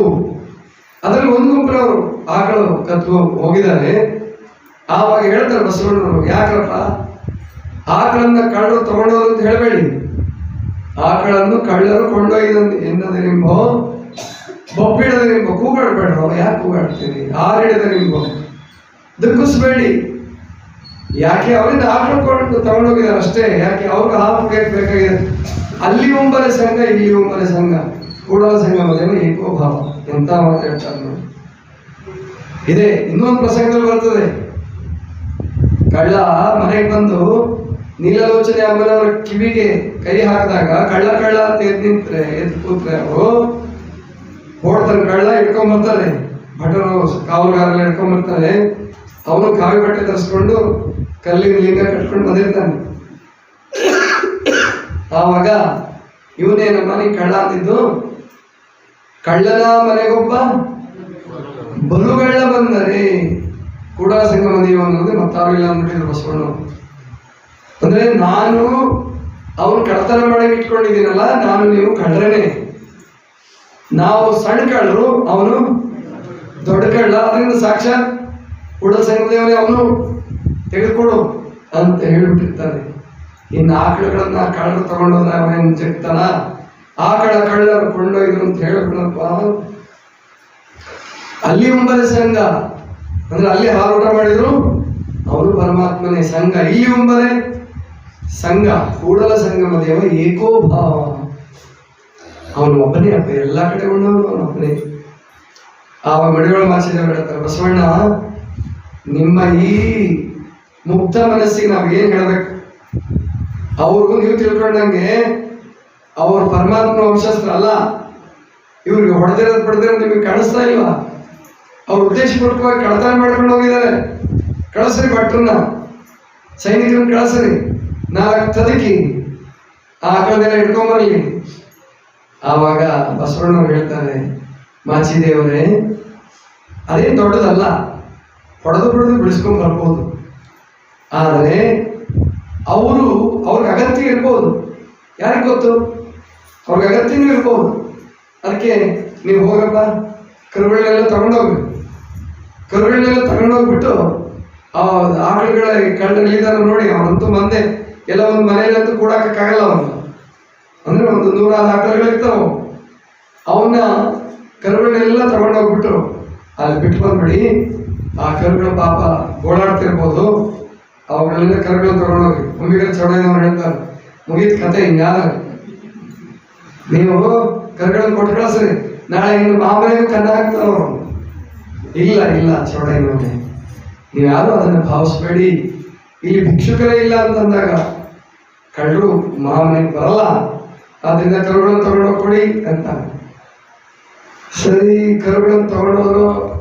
ರಾತ್ರಿನೆಲ್ಲ ಹುಡ್ಕೊಂಡು ಕರುಗಳನ್ನೆಲ್ಲ ತಗೊಂಡೋಗ್ಬಿಟ್ರು. ಇವರೆಲ್ಲ ಬೇರೆ ಆಕಳ ದನಕಾಯಿ. ಬೆಳಿಗ್ಗೆ ಪೂಜೆ ಮುಗಿಸಿ ಬಸವಣ್ಣವ್ರು ಬರ್ತಾರೆ ಹೊರಗಡೆ. ಅಲ್ಲಿ ಏನು ಆಕಳುಗಳೆಲ್ಲ ಬಂದು ಅಲ್ಲೇ ಮಾಮನೆ ಮುಂದೆ ನಿಂತಿದ್ದಾವೆ. ಆಮೇಲೆ ಅಲ್ಲಿ ಕೆಲವು ಆಕಳುಗಳು ಬಸವಣ್ಣವ್ರನ್ನ ಗುರುತಿಸ್ತಿದ್ವು. ಬಂದು ಬಸವಣ್ಣವ್ರ ಮೈನೇಕಕ್ಕೆ ಶುರು ಮಾಡ್ತಾವೆ. ಅದ್ರಲ್ಲಿ ಕೆಲವು ಬಸವಣ್ಣವ್ರ ಹತ್ರ ಬಂದು ಅವ್ರ ಕೈಯೆಲ್ಲ ನೇವರಿಸ್ತಾರೆ. ಏನಪ್ಪ ಏನು ಅವ್ರು ಹೊಡೆದು ತಗೊಂಡ್ಬಂದ್ರೆ ಅವನು ಕಳ್ಳರ ನಾಯಕ ಬಂದು ಸಾಷ್ಟಾಂಗ ನಮಸ್ಕಾರ ಮಾಡಿ ಹೇಳ್ತಾನೆ, ಇಲ್ಲ ಅಪ್ಪನವರೇ, ನಾವು ಕಳ್ಳರಲ್ಲ, ಸಂಚುಕೋರರು. ಅಂದ್ರೆ ನಿಮ್ಗೆ ಆಗಲಾರಂಥವ್ರು ನಮ್ಮನ್ನು ಪುಸಲಾಯಿಸಿ ನೀವು ಯುದ್ಧಕ್ಕೆ ಬರಬೇಕು, ನೀವು ಹೊಡೆದಾಟಕ್ಕೆ ಬರ್ತೀರಾ ಅಂತ ಹೇಳ್ಬಿಟ್ಟು ನಿಮ್ಮ ಆಕಳುಗಳೆಲ್ಲ ತಗೊಂಡೋಗಿ ಹೇಳಿದವರು. ನಿಮ್ಮ ಕೃಪೆಯಿಂದ ನಮ್ಗೆ ಯಾವುದಕ್ಕೂ ಕೊರತೆ ಇಲ್ಲ. ನಾವು ಸುಮ್ಮನೆ ಆಕಳುಗಳನ್ನು ತಗೊಂಡೋಗಿದ್ವಿ, ನಮಗೆ ಉಣ್ಣಕ್ಕೆ ಕೊರತೆ ಹಾಲಿಲ್ಲ ಅಂತ ಅಲ್ಲ. ಆವಾಗ ಎಲ್ರಿಗೂ ಗೊತ್ತಾಗುತ್ತೆ, ಓಹೋ ಬಸವಣ್ಣನವರ ಪ್ರೇಮದ ಆ ಭಾವ, ಎಲ್ಲರೂ ಪರಮಾತ್ಮನ ಸ್ವರೂಪಿಗಳೇ ಅಂತಕ್ಕಂಥದ್ದು ಎಲ್ಲ ಎಷ್ಟು ಸತ್ಯ ಆಯ್ತಲ್ಲ ಅಂತೇಳಿ ಎಲ್ಲರೂ ಸಂತೋಷ ಪಡ್ತಾರೆ. ಅಂದ್ರೆ ಯುದ್ಧ, ಬಸವಣ್ಣವ್ರು ಹೇಳ್ತಾರೆ, ದ್ವೇಷದ ಜ್ವಾಲೆಯನ್ನು ಆರಿಸ್ಬೇಕಾದ್ರೆ, ಬೆಂಕಿಯನ್ನು ಆರಿಸ್ಬೇಕಾದ್ರೆ ಮತ್ತೆ ನಾವು ಸಿಟ್ಟು, ಸೆಳವು, ಕೋಪ, ತಾಪದ ಕಟ್ಟಿಗೆಗಳನ್ನ ಹಾಕ್ತಾ ಹೋದ್ರೆ, ಹೊಡೆದಾಟ ಇದ್ರೆ ಅದೆಂದೂ ಪರಿಹಾರ ಅಲ್ಲ. ಅದಕ್ಕೆ ಪ್ರೇಮದ ಅಮೃತವನ್ನು ಎರಿತಕ್ಕಂಥದ್ದೇ, ಪ್ರೇಮದ ಜಲವನ್ನು ಹಾಕಿ ದ್ವೇಷದ ಜ್ವಾಲೆಯನ್ನು ಆರಿಸಬೇಕು ಅಂತಕ್ಕಂಥದ್ದೇ ಬಸವಣ್ಣನವರ ನಿಲುವಾಗುತ್ತೆ. ಇದು ಯಾವತ್ತೂ ಜಗತ್ತಿನಲ್ಲಿ ಇರೋದೆ. ಈಗ ನಾವು ಸ್ವಾತಂತ್ರ್ಯ ಹೋರಾಟದ ಕಾಲಕ್ಕೂ ಕೂಡ ಗಾಂಧೀಜಿಯವ್ರನ್ನು ನೋಡ್ತೀವಿ, ಸುಭಾಷ್ ಚಂದ್ರ ಬೋಸ್ರನ್ನು ನೋಡ್ತೀವಿ. ಗಾಂಧೀಜಿಯವ್ರದ್ದು ಸರಿ, ಸುಭಾಷ್ ಚಂದ್ರ ಬೋಸ್ ತಪ್ಪು ಅಂತಲ್ಲ, ಅಥವಾ ಗಾಂಧೀಜಿಯವ್ರ ತಪ್ಪು, ಸುಭಾಷ್ ಚಂದ್ರ ಬೋಸ್ ಸರಿ ಅಂತಲ್ಲ. ಜಗತ್ತಿನ ನಿಯಮವೇ ಆಗಿದೆ. ಜಗತ್ತಿನ ನಿಯಮ, ಕ್ರಾಂತಿಕಾರಿಗಳು, ಶಾಂತಿವಾದಿಗಳು ಯಾವತ್ತಿಗೂ ಇದ್ದೇ ಇರ್ತಾರೆ. ನಮಗೆ ನಮ್ಮ ಸ್ವಭಾವಕ್ಕೆ ಯಾವ ಮಾರ್ಗ ಒಪ್ಪಿಗೆ ಆಗುತ್ತೋ ಅದನ್ನು ನಾವು ಅನುಸರಿಸ್ಬೇಕು. ಆದರೆ ಇಷ್ಟೇ, ಬಸವಣ್ಣನವ್ರು ಅನುಸರಿಸಿದ್ರು ಅಂತೇಳಿ ನಾವು ಕ್ರಾಂತಿ ಮನೋಭಾವನೆಯವರು ಶಾಂತಿವಾದಿಗಳಾಗಕ್ಕೆ ಹೋಗ್ಬಾರ್ದು, ಗೊತ್ತಾಯ್ತಲ್ಲ. ಆಮೇಲೆ ಕೆಲವು ಸಾರಿ ಕ್ರಾಂತಿವಾದಿಗಳೇ ಆಗಬೇಕಾಗತ್ತೆ. ಶಾಂತಿವಾದಿಗಳಾದ್ರೆ ನಮ್ಮನ್ನು ಸರಿಸಿ ಅವಾಗೆಲ್ಲ ಕೊಲ್ಗೆಡಿಸ್ಬಿಡ್ತಾರೆ, ಗೊತ್ತಾಯ್ತಲ್ಲ. ಹಿಂದೆ ನಾನು ಆ ಥರ ಆಗಿದ್ರೆ ಇಷ್ಟೊತ್ತಿಗೆ ನಿಮ್ಮ ಮಾಮನೇ ಅಸ್ತಿತ್ವದಲ್ಲಿ ಇರ್ತಿರ್ಲಿಲ್ಲ, ಗೊತ್ತಾಯ್ತಲ್ವಾ. ಅಂತಹ ಸಂದರ್ಭದಲ್ಲಿ ನಾವು ಕೆಲವು ಸಾರಿ ಕ್ರಾಂತಿವಾದಿಗಳ ತರನೂ ಇರಬೇಕಾಗತ್ತೆ, ಕ್ರಾಂತಿವಾದಿಯ ನಿರ್ಣಯವನ್ನು ತಗೋಬೇಕಾಗತ್ತೆ. ಆವಾಗ ಸಂದರ್ಭೋಚಿತ ನಮ್ಮ ಸ್ಥಾನಮಾನಗಳು. ಈಗ ಬಸವಣ್ಣವ್ರು ತಗೊಂಡಿದ್ದು ಸರಿ ಇದೆ ನಿರ್ಧಾರ. ಬಸವಣ್ಣನವರು ಒಬ್ಬ ಧರ್ಮಗುರುವಾಗಿ, ಒಬ್ಬ ಪ್ರಧಾನಮಂತ್ರಿಯಾಗಿ ಅವರು ಶಿಕ್ಷಿಸೋದು ದೊಡ್ಡದಾಗಿರಲಿಲ್ಲ. ಎಲ್ಲ ಶಕ್ತಿ ಇದ್ದು ಕೂಡ ಶಿಕ್ಷಿಸಲಾರದೆ ಇರ್ತಾರಲ್ಲ, ಇದು ಕ್ಷಮೆ. ದುರ್ಬಲ ಒಬ್ಬ, ಈಗ ನೀವು ಯಾರ ಜೊತೆಗೆ ಜಗಳ ಆಡ್ತೀರಿ, ಅವನು ದುರ್ಬಲ ಇದ್ದಾನೆ, ನೀವೇನು ಕೊಡ್ತೀರಿ ಅವನಿಗೆ, ಏಯ್ ನೋಡು ಬಸವಣ್ಣವ್ರೇನೋ ಹೇಳಿದ್ರಂತೆ ಅದಕ್ಕೆ ನಾನು ನಿಮ್ಗೆ ಹೊಡಿತಾ ಇಲ್ಲ ಅಂದ್ರೆ ಹೊಡೆಯಕ್ಕೆ ಆಗಲ್ಲ, ಅವನಿಗೆ ಗೊತ್ತಾಯ್ತಲ್ಲ, ಹೊಡೆಯಕ್ಕೆ ಆಗಲ್ಲ, ದುರ್ಬಲ. ಅವನು ಹೇಳಿದ್ರೆ ದೊಡ್ಡದೇನಲ್ಲ, ಗೊತ್ತಾಯ್ತಲ್ಲ.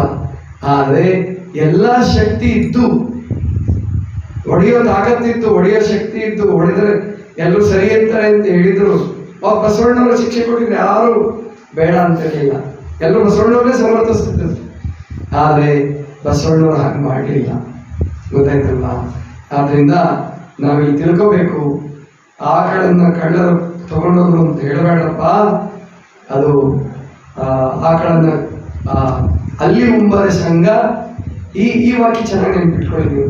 ಅಲ್ಲಿ ಉಂಬರೆ ಸಂಘ, ಉಂಬರೆ ಅಂದ್ರೆ ಉಣ್ಣುವುದಾದರೆ, ಅಲ್ಲಿ ಉಂಬರೆ ಸಂಘ, ಇಲ್ಲಿ ಉಂಬರೆ ಸಂಘ, ಕೂಡಲ ಸಂಗಮ ದೇವ ಏಕೋಭಾವ ಬಳಸ್ತಿರ್ತೀರ ನಾವು, ಹೌದಿಲ್ಲ? ಹೀಗೆ ಬಸವಣ್ಣವರು ತಮ್ಮ ಅದ್ಭುತವಾದಂತಹ ದಯಾಧರ್ಮದ ಪ್ರತಿಪಾದಕರಾಗಿ, ದಯೇ ಧರ್ಮದ ಮೂಲವಯ್ಯ ಅಂತ ಏನು ಹೇಳಿದ್ರಲ್ಲ, ಅದನ್ನು ಪ್ರತ್ಯಕ್ಷವಾಗಿ ನಡೆದು ತೋರಿಸಿದ್ರು ಬಸವಣ್ಣವರು. ಆಮೇಲೆ ಮುಂದೆ ಹೀಗೆ ನಡೀತಾ ಇದೆ. ಮಹಾದೇವಿಯಕ್ಕ ಬಂದು ಕಲ್ಯಾಣಕ್ಕೆ ಬಂದು ಸುಮಾರು ಒಂದು 5 ವರ್ಷ ಆಗಿರ್ಬೋದು ಅಂತ ಇಟ್ಕೊಳ್ಳಿ, 5-6 ವರ್ಷ ಆಗಿರ್ಬೋದು.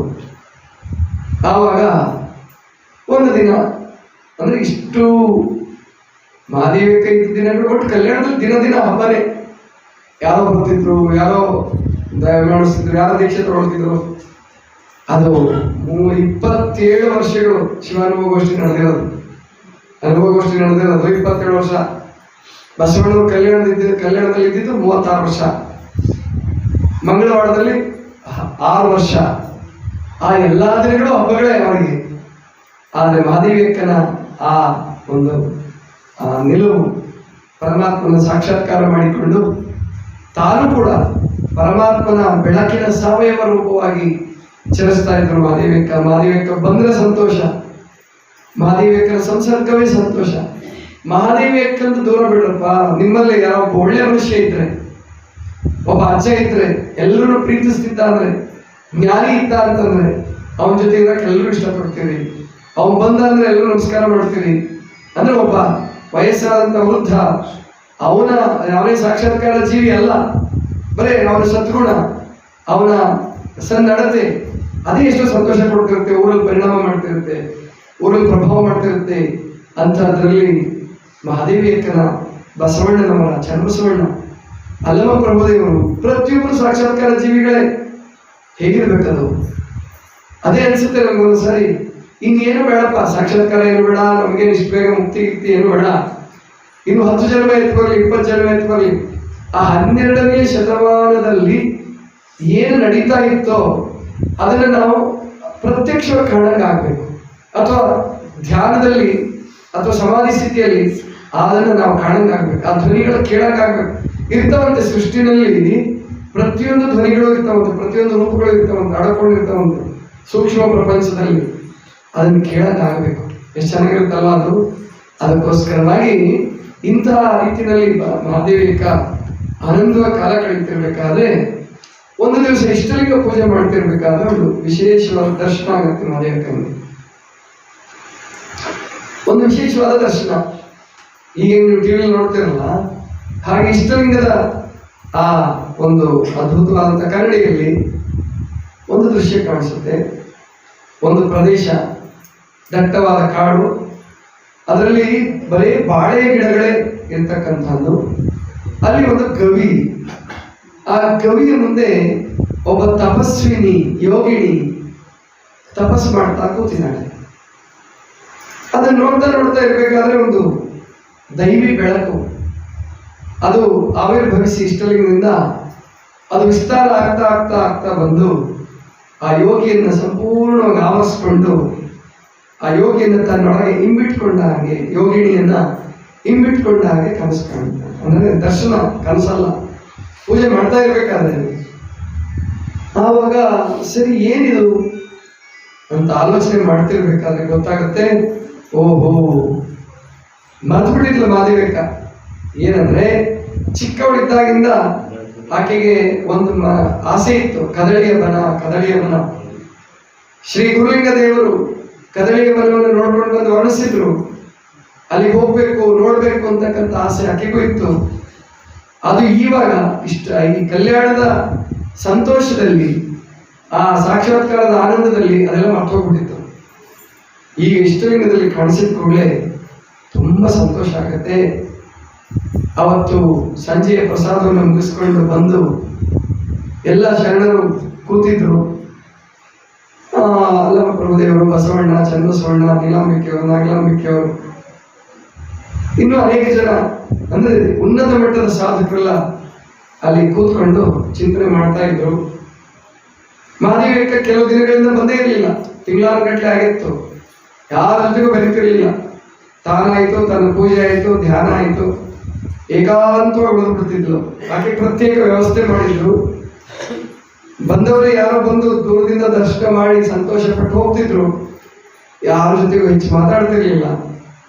ಇವತ್ತು ಮಹಾದೇವಿಕ ಬಂದಿದ್ದು ನೋಡಿ ಎಲ್ಲರೂ ಸಂತೋಷ ಆಗುತ್ತೆ. ಪರಸ್ಪರ ಶರಣುಗಳನ್ನ ವಿನಿಮಯ ಮಾಡ್ಕೊಳ್ತಾರೆ. ವಿನಿಮಯ ಮಾಡಿಕೊಂಡು ಎಲ್ಲರೂ ಆನಂದದ ಭಾವದಲ್ಲಿ ತೇಲಾಡ್ತಿರ್ಬೇಕಾದ್ರೆ ಬಸವಣ್ಣವರು ಒಂದು ರೀತಿ ಮುಗುಳ್ನಕ್ಕು ಹಾಸ್ಯ ಭಾವದಿಂದ ಹೇಳ್ತಾರೆ, ಪ್ರಭುಗಳೇ, ಇತ್ತೀಚೆಗೆ ಅಕ್ಕ ಮಹಾದೇವಿ ನಮ್ನೆಲ್ಲ ಮರ್ತಂಗೆ ಕಾಣ್ತಾ ಇದೆ. ಗಂಡನ ಸುಖದಲ್ಲಿ ಹೆತ್ತವ್ರನ್ನ ಮರೆತು, ನಮ್ನೆಲ್ಲ ಮರೆತು ಪೂರ್ಣ ತನ್ನ ಗಂಡನ ಆನಂದದಲ್ಲೇ ತಲ್ಲೀನಾದಂಗೆ ಕಾಣ್ತಾ ಇದೆ ಅಂತ ತಿಳ್ಕೊಂಡು ಬಸವಣ್ಣವರು ಮುಗುಳ್ನಾಗ್ತಾರೆ. ಇತರ ಕಡೆ ಗಮನನೇ ಇಲ್ವಲ್ಲ ಮಹಾದೇವಿಯಕ್ಕಂದು. ಅಂದ್ರೆ ಲೋಕದ ಪ್ರತಿ ನಿಯಮದಂತೆ ಮಹಾದೇವಿಯಕ್ಕಂದು ಆಗ್ಬಿಟ್ಟಿದೆಯಲ್ಲ ಅಂತ ಬಸವಣ್ಣವರು ಅಂತಾರೆ. ಆವಾಗ ಮಹಾದೇವಿಯಕ್ಕ ಹೇಳ್ತಾರೆ, ಹೌದು ಅಪ್ಪ, ಈ ಲೌಕಿಕ ಗಂಡಂದರ ಪ್ರೇಮ ಅದು ಸೀಮಿತವಾದದ್ದು. ಲೌಕಿಕ ಗಂಡಂದಿರಂದ್ರೆ ಮದುವೆ ಮಾಡ್ಕೊಂಡಿರ್ತಾರಲ್ಲ, ಅವ್ರದ್ದು ಸೀಮಿತವಾದದ್ದು.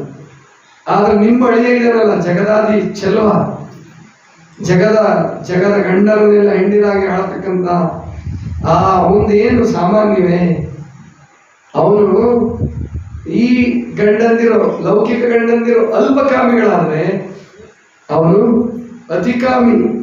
ಚನ್ನಮಲ್ಲಿಕಾರ್ಜುನ ಮಹಾದೇವಿಕ ಒಂದು ಶಬ್ದ ಬಳಸ್ತಾರೆ, ಪರಮಾತ್ಮನಿಗೆ ಒಂದು ಶಬ್ದ ಕೊಟ್ಟಿದ್ದಾರೆ, ಅತಿಕಾಮಿ ಚನ್ನಮಲ್ಲಿಕಾರ್ಜುನ. ಅವನು ಅತಿಕಾಮಿ, ತನ್ನ ಹೆಂಡಂದಿರ ಪ್ರೀತಿಯನ್ನು, ಭಕ್ತರು ಅಂತಕ್ಕಂಥ ಆ ಭಕ್ತಿಯನ್ನು ಸಂಪೂರ್ಣವಾಗಿ ಸ್ವಲ್ಪವೂ ಕೊರತೆ ಆಗಲಾರದಂತೆ ಹೀರ್ಬೇಕು, ನನಗೆ ಅರ್ಪಣೆ ಮಾಡಬೇಕು ಅಂತ ಅವನು ಬಯಸ್ತಾನೆ. ಆದ್ರಿಂದ ನನಗೆ ಇಷ್ಟು ದಿವಸ ಬರಕ್ಕೆ ಸಾಧ್ಯ ಆಗಿರಲಿಲ್ಲ ಅಂತ ಹೇಳ್ತಾರೆ. ನೀಲಮ್ಮ ತಾಯಿ ಕೇಳ್ತಾರೆ, ನೀಲಲೋಚನೆ ಅಮ್ಮ, ಹೌದಮ್ಮ, ಹಾಗಾದ್ರೆ ಇವತ್ತೇನೋ ಉದಾರತೆ ತೋರಿಸ್ಬಿಟ್ಟಿದಾನಲ್ಲ, ತನ್ನ ಆ ಪ್ರೇಮ ಪಂಜರದಿಂದ ನಿನ್ನನ್ನು ಬಿಡುಗಡೆ ಮಾಡಿಬಿಟ್ಟಿದಾನಲ್ಲ, ಏನ್ ಕಾರಣ ಅಂತ ಹೇಳ್ತಾರೆ. ಇದೇ ಒಂದು ಸಂದರ್ಭ ಅಂತ ಹೇಳಿ ಮಹಾದೇವಿಯಕ್ಕ ಮಾರ್ಮಿಕವಾಗಿ ಮಾತಾಡ್ತಾರೆ. ಅದು ಕೂಡ ಸ್ವಾರ್ಥ ಸಹಿತವಾದಂತ ಔದಾರ್ಯ ಅಂತ ಹೇಳ್ತಾರೆ. ಸ್ವಾರ್ಥ ಸಹಿತವಾದಂತ ಔದಾರ್ಯ. ಬಸವಣ್ಣನವರಿಗೆ ಯಾಕೋ ಹೃದಯ ಕಂಪಿಸ್ತದೆ. ಏನಮ್ಮ ಅದರ ಅರ್ಥ ಏನು ಅಂತೇಳಿ ನೀಲಮ್ಮ ತಾಯಿ ಕೇಳ್ತಾಳೆ. ಏನಿಲ್ಲವ, ಇನ್ನೂ ಹತ್ತಿರಕ್ಕೆ ಕರ್ಕೊಳ್ಬೇಕು ಅಂತ ಅವನ ಇಚ್ಛೆ. ಅದಕ್ಕೆ ಇವತ್ತು ನನ್ನ ಕಳಿಸ್ಕೊಟ್ಟಿರೋದು, ಇನ್ನೂ ಹತ್ತಿರಕ್ಕೆ ಕರ್ಕೋಬೇಕು ಅಂತ. ಇನ್ನೇನು ಹತ್ತಿರಕ್ಕೆ ಹೋಗ್ತೀಯವ, ಎಲ್ಲ ಪೂರ್ಣ ಸಾಗರದಲ್ಲಿ ಸಮರಸ ಆಗೋ ಹಾಗೆ ಆಗೋಗ್ಬಿಟ್ಟಿದೀಯ ಅಂಥೇಳಿ ನೀಲಮ್ಮ ತಾಯಿ ಕೇಳ್ತಾರೆ. ಪ್ರಭುದೇವರು ಅಂತಾರೆ, ಯಾಕವ, ನಿನಗಿನ್ನೂ ಆ ಲಿಂಗಾನಂದ ಸಂಪೂರ್ಣವಾಗಿ ಸಮನಿಸಿಲ್ವಾ? ನಿನಗಿನ್ನೂ ಆ ಪರಮಾತ್ಮನ ಆನಂದ ಪ್ರಾಪ್ತಿ ಆಗಿಲ್ವಾ? ಪ್ರಾಪ್ತಿ ಆಗಿದೆ ತಂದೆ. ಆದರೆ ಸಮುದ್ರದಲ್ಲಿ ಮಂಜುಗಡ್ಡೆಗಳು ತೇಲ್ತಿರ್ತವೆ, ನೀವೆಲ್ಲ ನೋಡಿರ್ಬೋದು, ಟಿವಿನಲ್ಲಿ ತೋರಿಸ್ತಿರ್ತಾರೆ. ದೊಡ್ಡ ದೊಡ್ಡ ಮಂಜುಗಡ್ಡೆಗಳು ತೇಲ್ತಿರ್ತಾವೆ ಸಮುದ್ರದಲ್ಲಿ. ಆ ಗಡ್ಡೆ ತೇಲ್ತಿರ್ಬೇಕಾದ್ರೂ ಕೂಡ ಸಮುದ್ರವೇ ಬೇರೆ, ಮಂಜುಗಡ್ಡೆಯೇ ಬೇರೆ. ಹಾಗೆ ನಾನು ಪರಮಾತ್ಮ ಸಾಗರದಲ್ಲೇ ಲೀನವಾಗಿದ್ದೀನಿ.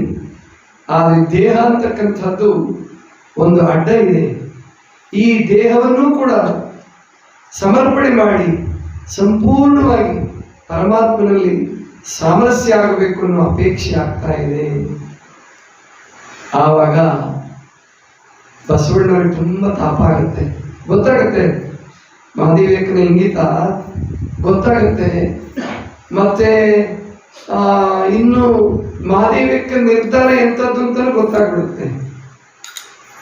ಅವಾಗ ಕೇಳ್ತಾರೆ ಬೇರೆಯವರು, ಅಕ್ಕನಾಗಮ್ಮನವ್ರು ಕೇಳ್ತಾರೆ, ಇದೇನಮ್ಮ ನೀನು ಒಗಟಿನ ಭಾಷೆಯನ್ನು ಬಿಟ್ಟು ಸ್ವಲ್ಪ ನಮಗೆ ನೇರವಾಗಿ ಹೇಳು, ಏನು ವಿಚಾರ ಮಾಡ್ತಾ ಇದೀಯ ನೀನು? ಆವಾಗ ಹೇಳ್ತಾರೆ, ಲಿಂಗದಲ್ಲಿ ಕಾಣಿಸಿದಂತಹ ದರ್ಶನವನ್ನ ಹೇಳಿಬಿಟ್ಟು ನನಗೆ ಈ ಥರ ಪರಮಾತ್ಮನ ಆದೇಶ ಆಗ್ತಾ ಇದೆ, ನಾನಿನ್ನು ಐಕ್ಯ ಆಗ್ತಕ್ಕಂಥ ದಿನಗಳು ಸಮೀಪ ಬರ್ತಾ ಇದೆ, ಆದ್ದರಿಂದ ನಾನು ಐಕ್ಯ ಆಗಬೇಕು. ಅವಾಗ ಅಲ್ಲವ ಪ್ರಭುಗಳು ಕೇಳ್ತಾರೆ, ಅಲ್ಲವ ಇಂತಹ ಶರಣರ ಸಂಘವನ್ನು ಬಿಟ್ಟು ದೇಹ ಇರೋವರೆಗೂ ಶರಣರ ಸಂಘದಲ್ಲಿದ್ದು ಆ ಆನಂದವನ್ನು ಅನುಭವಿಸೋದಕ್ಕಾಗಲ್ವಾ? ಆವಾಗ ಮಹಾದೇವಿಕ ತನ್ನ ಜ್ಞಾನದ ತುಟ್ಟ ತುದಿ ಎನ್ನುವ ಹಾಗೆ ಒಂದು ವಚನವನ್ನು ಹೇಳ್ತಾನೆ. ಕರ್ಮವೆಂಬ ಕದಳಿ ಎನಗೆ, ಕರ್ಮವೆಂಬ ಕದಳಿ ಎನಗೆ, ಕಾಯವೆಂಬ ಕದಳಿ ನಿಮಗೆ, ಮಾಡವೆಂಬ ಕದಳಿ ಬಸವಣ್ಣಂಗೆ, ಭಾವವೆಂಬ ಕದಳಿ ಚನ್ನಬಸವಣ್ಣಂಗೆ, ಬಂದ ಬಂದ ಭಾವ ಸಲೆಸಂದಿತ್ತು ಎನ್ನಂಗದ ಅವಸಾನವ ಹೇಳ ಚನ್ನಮಲ್ಲಿಕಾರ್ಜುನ. ಬಹಳ ಅದ್ಭುತವಾದ ವಚನ ಇದು. ಕದಳಿ, ಕದಳಿ ಅಂದ್ರೆ ಗೊತ್ತು ನಿಮಗೆಲ್ಲ. ಏನ್ ಕದಳಿ ಅಂದ್ರೆ? ಬಾಳೆಹಣ್ಣು, ಬಾಳೆಗಿಡ. ಕದಳಿ ಫಲ ಅಂದ್ರೆ ಬಾಳೆಹಣ್ಣು. ಈ ಬಾಳೆಹಣ್ಣಿಗೆ ಒಂದು ವೈಶಿಷ್ಟ್ಯ ಇದೆ, ಅದು ಫಲ ಬಿಡ್ತು ಅಂತಂದ್ರೆ ಮುಗೀತು, ಇನ್ನೊಂದು ಫಲ ಬಿಡಲ್ಲ, ಅದನ್ನು ತೆಗೆದುಬಿಡೋದು. ಅದಕ್ಕೆ ಕೆಳಗಡೆ ಮರಿ ಬಂದಿರ್ತೋ ಆವಾಗ ಬೇರೆ, ಆ ಗಿಡಕ್ಕೆ ಫಲ ಬಿಟ್ಟಿದ್ದೆ ಕೊನೆ. ಆಮೇಲೆ ಬಾಳೆಹಣ್ಣಿಗೆ ಬೀಜ ಇರಂಗಿಲ್ಲ, ಗೊತ್ತಿದೆಯಲ್ಲ? ಬಾಳೆಹಣ್ಣಿಗೆ ಬೀಜ ಇರಂಗಿಲ್ಲ, ಅದು ತಾನೇ ಮರಿ ಹೊಡ್ಕೊಂತ ಹೋಗ್ಬೇಕು. ಹಾಗೆ ನಮ್ಮ ಶರಣರ ನಿಲುವು ಹೇಗಪ್ಪ ಅಂದ್ರೆ ಕದಳಿ ಇದ್ದ ಹಾಗೆ, ಅಂದ್ರೆ ಬಾಳೆಹಣ್ಣಿನ ಗಿಡ ಇದ್ದ ಹಾಗೆ. ನಾವು ಮತ್ತೆ ಹುಟ್ಟೋಂಗಿಲ್ಲ. ನಾನು ಕರ್ಮವೆಂಬ ಮಾರ್ಗವನ್ನು ಹಿಡಿದು ನಾನು ಮುಕ್ತರಾದೆ, ಅಂದ್ರೆ ನನ್ನ ಕರ್ಮವನ್ನು ಅನುಭವಿಸಿ ಮುಗಿಸಿದೆ. ಅರ್ಥ ಮಾಡ್ಕೋಬೇಕು ನೀವು. ಕರ್ಮವನ್ನ ನಾವು ಪೂರ್ಣವಾಗಿ ಅನುಭವಿಸ್ಬಿಟ್ರೆ ಅದು ತೊಂದರೆ ಇಲ್ಲ. ಅಕಸ್ಮಾತ್ ಆ ಕರ್ಮಕ್ಕೆ ನಾವು ಪ್ರತಿಕ್ರಿಯೆಯನ್ನು ಕೊಡ್ತಾ ಇದ್ರೆ ಮತ್ತೆ ಕರ್ಮದ ಬೀಜ ಬೆಳೀತಾನೆ ಇರುತ್ತೆ. ಮಹಾದೇವಿ ಆಗ ಮಾಡಲಿಲ್ಲ. ಅಂದ್ರೆ ಕಲ್ಲು ಹೊಡೆದವ್ರಿಗೂ ಕೂಡ, ಮಣ್ಣು ತೂರದವ್ರಿಗೂ ಕೂಡ, ಕೌಶಿಕರ ತನ್ನನ್ನ 4-5 ವಾರಗಳ ಕಾಲ ಬಂಧನದಲ್ಲಿ ಇಟ್ಟು ಅವನು ತೊಂದರೆ ಕೊಟ್ಟರು ಕೂಡ ಅವನಿಗೆ ಕೆಟ್ಟದ್ದನ್ನು ಬಯಸಲಿಲ್ಲ. ಯಾಕೆಂದ್ರೆ ಮಹಾದೇವಿಕನ ಗೊತ್ತಿತ್ತು, ಇದು ಕೌಶಿಕನ ತಪ್ಪಲ್ಲ, ಇದು ನನ್ನ ಕರ್ಮದ ಫಲ. ನಾನು ಅಲ್ಲಿರ್ಬೇಕಾಗಿದೆ, ನಾನು ಉಣಲೆಂದು ಬಂದ ದುಃಖ, ನಾನು ಅನುಭವಿಸಬೇಕಂತ ಸುಖ, ಎರಡನ್ನು ನಾನೇ ಉಣಬೇಕು, ನಾನೇ ಅನುಭವಿಸ್ಬೇಕು. ಆದ್ರಿಂದ ಕೌಶಿಕನಿಗೂ ಕೆಟ್ಟದ್ದು ಬಯಸಲಿಲ್ಲ, ಆಕೆ ಯಾರಿಗೂ ಕೆಟ್ಟದ್ದು ಬಯಸಲಿಲ್ಲ. ಬುದ್ಧನ ಜೀವನದಲ್ಲಿ ಒಂದು ಘಟನೆ ನಡೆಯುತ್ತೆ. ಬುದ್ಧನ ಜೀವನದಲ್ಲಿ ನಡೆದ ಘಟನೆಯನ್ನು ಹೇಳಿದ್ರೆ ನಿಮಗೆ ಮಹಾದೇವಿಕನ ನಿಲುವು ಚೆನ್ನಾಗಿ ಅರ್ಥ ಆಗುತ್ತೆ ಅಂತ ಅನ್ಕೊಳ್ತೀನಿ ನಾನು. ಬುದ್ಧ ಸಿದ್ಧಾರ್ಥ ಆದಾಗಿನಿಂದಲೂ, ಅಂದ್ರೆ ಸಣ್ಣನಿಂದಲೂ ಅವನಿಗೊಬ್ಬ ದ್ವೇಷ ಮಾಡೋನಿದ್ದ. ಅವನ ಜೊತೆಗೆ ಅವನ ಅಣ್ಣ ದೊಡ್ಡಪ್ಪನ ಮಗನೇ ದೇವದತ್ತ ಅಂತ ಹೇಳಿ. ಬುದ್ಧನ ಕಡೆ ಒಟ್ಟ ಆಗಂಗಿಲ್ಲ ಅವನಿಗೆ, ಸಣ್ಣ ಹುಡುಗನಿಂದ, ದೊಡ್ಡವನಂದ್ರಲ್ಲ. ಒಟ್ಟು ಬುದ್ಧ ಶಾಂತಿವಾಗಿರೋವನು, ಇವನ್ ಗಲಾಟೆ ಮಾಡೋನು. ಮುಂದೆ ಇವನು ಸಾಕ್ಷಾತ್ಕಾರ ಎಲ್ಲ ಆದ್ಮೇಲೆ ಮತ್ತೆ ಅವನ ಚಿಕ್ಕಪ್ಪನ ಮಗ ಒಬ್ಬ ಆನಂದ ಅಂತ ಹೇಳಿ ಬುದ್ಧನ ಜೊತೆಗೆ ಇರ್ತಿದ್ದ. ಅವನ ಬುದ್ಧನನ್ನು ಅರ್ಥ ಮಾಡ್ಕೊಂಡಂತ ಅವನ ಆನಂದ ಬುದ್ಧನನ್ನು ಪ್ರೀತಿಸಿದ್ರೆ ದೇವದತ್ತ ಬುದ್ಧನನ್ನು ದ್ವೇಷಿಸ್ತಿದ್ದ. ಒಂದ್ ದಿವಸ ಆನಂದ ಬುದ್ಧ ಇಬ್ರು ಮರದ ಕೆಳಗಡೆ ಕೂತಿದ್ದಾರೆ. ಇವನು ಬುದ್ಧನನ್ನ ಕೊಲ್ಲಬೇಕು ಅಂತ ಹೇಳಿ ಒಂದು ಗುಡ್ಡದಿಂದ, ಒಂದು ಇಳಿಜಾರು ಪ್ರದೇಶ, ದೊಡ್ಡ ಇಳಿಜಾರು ಎತ್ತರವಾದ ಪ್ರದೇಶ, ಅಲ್ಲಿಂದ ಒಂದು ಬಂಡೆಯನ್ನ ದೂಡ್ ಬಿಡ್ತಾನೆ. ಅಂದ್ರೆ ಆ ಬಂಡೆ ಕೆಳಗೆ ಸಿಕ್ಕು ಸಾಯ್ಬೇಕು ಇವನು ಅಂತ ಹೇಳ್ಬಿಟ್ಟು. ಆ ಬರುತ್ತೆ ಕತೆ, ನಡೆದಿದೆಯೋ ಅಥವಾ ಕತೆ ಬರೆದಿದ್ದಾರೆ, ತುಂಬಾ ಚೆನ್ನಾಗಿದೆ ಅದು. ಆ ಬಂಡೆ ಉಳ್ಕೊಂಡು ಬಂದು ಇನ್ನೇನು ಬುದ್ಧನ ಕತೆ ಮುಗದೆ ಹೋಯ್ತು ಅನ್ನೋಂಥ ಮಟ್ಟಕ್ಕೆ ಬಂದಾಗ ಅವನ ಮುಂದೆ ಬಂದು ಆ ಬಂಡೆ ಸ್ಫೋಟ ಆಗುತ್ತೆ, ಸಿಡಿದ್ಬಿಡುತ್ತೆ. ಅವನ ಬುದ್ಧನಿಗೆ ಏನೂ ಆಗಲ್ಲ.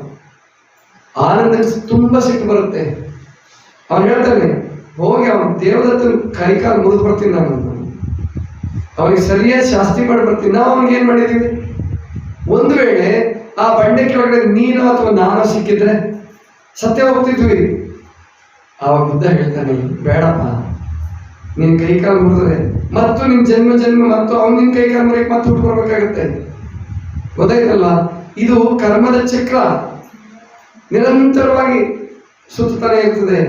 ಅವನು ನಮ್ಮನ್ನು ದ್ವೇಷಿಸೋದ್ರ ಹಿಂದೆ ಕೂಡ ಏನೋ ಕಾರಣ ಇದೆ. ಈಗ ಅವನು ಬಂಡೆಯನ್ನು ತಳ್ಳಿ, ಬಂಡೆಯನ್ನ ಹಾಕಿ ನಮ್ಮನ್ನು ಕೊಲ್ಬೇಕಂತ ನೋಡಿದ್ನಲ್ಲ, ಈಗ ನಾವು ಕರ್ಮದ ಬೀಜ ಹಾಕೋದು ಬೇಡ. ಮತ್ತೆ ಆಯ್ತು, ಪರವಾಗಿಲ್ಲ, ನಮಗೇನು ಆಗ್ಲಿಲ್ವಲ್ಲ, ನಾವು ಉಳ್ಕೊಂಡ್ವಲ್ಲ, ನಮಗೆ ಪರಮಾತ್ಮನ ಕೃಪೆಯಿಂದ ನಾವು ಬದುಕಿದೀವಿ, ಆದ್ರಿಂದ ನೀನೇನು ಮಾಡಬೇಡ ಅಂತೇಳಿ ಆನಂದ ತಡಿತಾನೆ. ಅವನು ದೇವದತ್ತನಿಗೆ ಏನೂ ತೊಂದರೆ ಕೊಡೋದಿಲ್ಲ. ಅಂದ್ರೆ ಮಹಾತ್ಮರು ಹೀಗಿರ್ತಾರೆ. ಮಹಾದೇವಕ್ಕಾಗಲಿ ಅಂದ್ರೆ ನಮ್ಮ ಕರ್ಮದ ಬೀಜಗಳನ್ನು ಹುರಿದು ಬಿಡೋದು. ಕರ್ಮವೆಂಬ ಕದಳಿ ಎನಗೆ, ಮಹಾದೇವ ಕೇಳೋದು, ನಾನು ಕರ್ಮವನ್ನು ಅನುಭವಿಸಿ ಕದಳಿಯನ್ನು ಪಡ್ಕೊಂಡಿದ್ದೆ, ಮುಕ್ತಿಯನ್ನು ಪಡ್ಕೊಂಡು. ಕರ್ಮವೆಂಬ ಕದಳಿ ನನಗೆ, ಕಾಯವೆಂಬ ಕದಳಿ ನಿಮಗೆ. ಹಲವು ಪ್ರಭುಗಳು ಹೇಳ್ತಾರೆ,